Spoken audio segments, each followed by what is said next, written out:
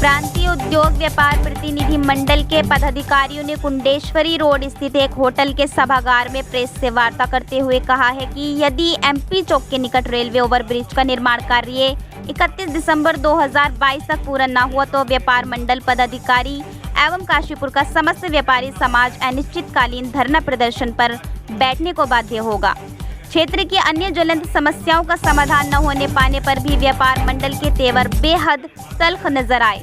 बीती शाम प्रांतीय उद्योग व्यापार प्रतिनिधि मंडल के कुमाऊं प्रभारी अश्वनी छाबड़ा ने कहा कि काशीपुर में एमपी चौक के निकट करीब 5 साल से रेलवे ओवरब्रिज का निर्माण कार्य चल रहा है।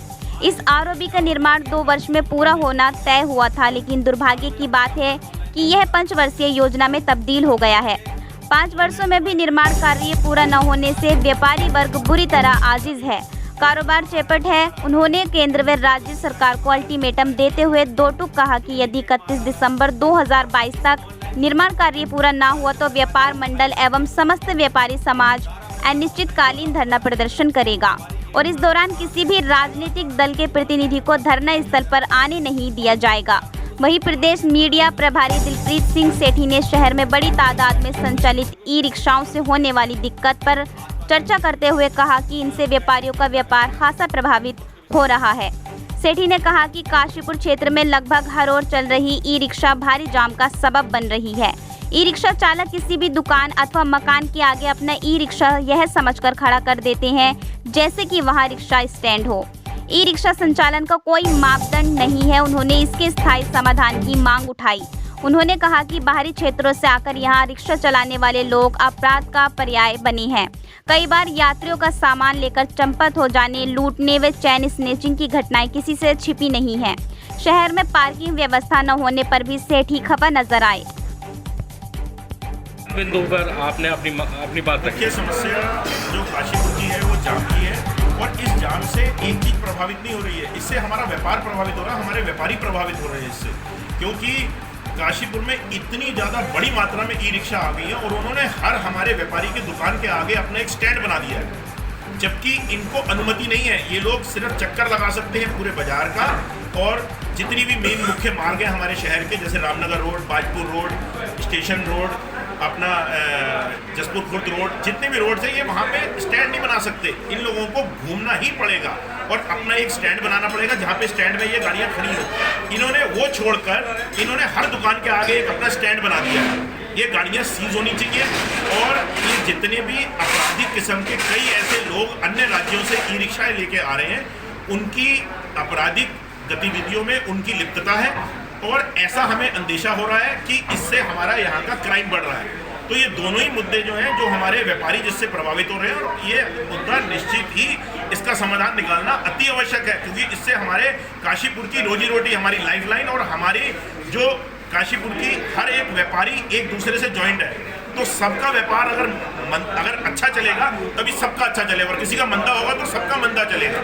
तो हम यही मांग करते हैं अपने प्रशासन से, इसका स्थायी समाधान होना चाहिए, इनका एक स्टैंड होना चाहिए, इनको रुकने की कहीं अनुमति नहीं होनी चाहिए। ये जगह जगह जो इन्होंने स्टैंड बना दिए हैं हर दुकान के आगे, ये ऐसा हम व्यापार मंडल हम ये अब आज के बाद ये सहन नहीं करेंगे। दुकान पे बैठा है व्यापारी और उनका व्यापार किस तरह से ठीक हो उसको लेकर आप कहेंगे।